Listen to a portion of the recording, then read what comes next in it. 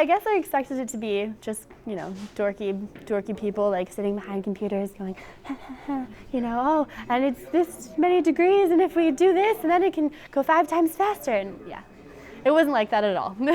What is this? And is this year's? Yes, this is this year's robot. We're going to be finishing this up in the next 5-6 days and having it running. What is it supposed to do, and what do you do to build it? All right, well, what we do to build it is we get introduced to what we're going to be building it for, like our game, and we just brainstorm and then build. This brainstorming process takes a good week, then the building process takes a lot longer because not only do we have to build everything ourselves, we have to design it ourselves and create it. I'm currently making buttons from last year's design. These are just left over from last year. When we scout, we're going to be handing out these buttons as well as other teams, and it's just saying hi pretty much. Kind of a way to share who you are and then find out who other people are and where they came from. How long have you been involved in robotics? Since the beginning of the school year. This is my first year here. So what do you think about robotics? I love it. It's so much fun, and you just get to know all these awesome people, and it's tons of fun.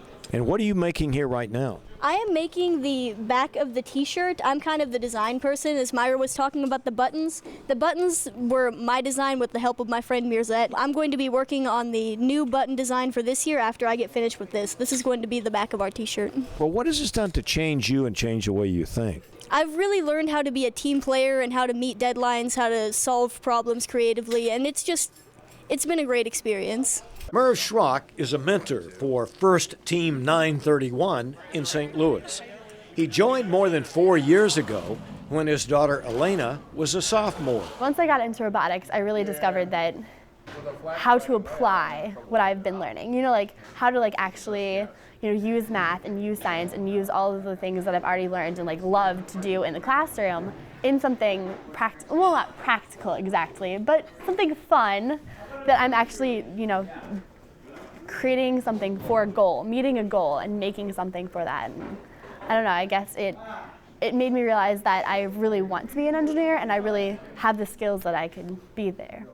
She's just grown so much, for sure, being a part of this. Like her dad, Elena is a first mentor. I just feel like I have a community now. I don't know, I feel like I belong. I went away to college and was like, oh, I'm not going to think about first. First, whatever. I'm in college now. And I was like, as soon as right before kickoff, I'm just like, oh, I'm so excited. I want to know what the new game is and everything. And it's a crazy, different mindset. Come here and show me. What in the world kind of a tire is this? This is called a mechanism drive wheel.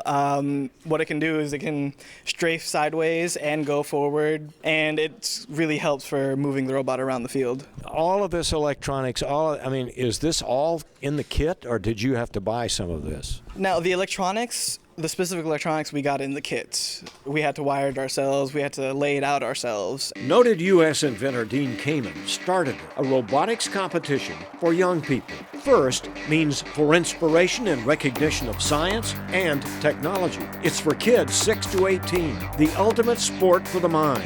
A challenging game played with student-built robots.